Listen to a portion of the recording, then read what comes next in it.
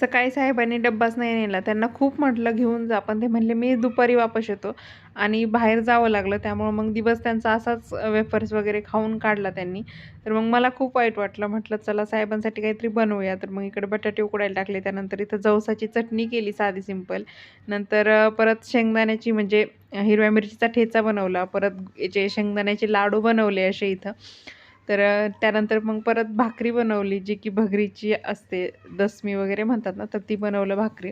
आणि नंतर इथं थोडासा कालचा साबुदाणा होता भिजू घातलेला आणि एक बटाटा टाकला उकडलेला, हिरव्या मिरचीचा ठेचा, थोडासा शेंगदाण्याचा कूट, हे सगळं मिक्स करून इकडं असे साबुदाणा वडे बनवले.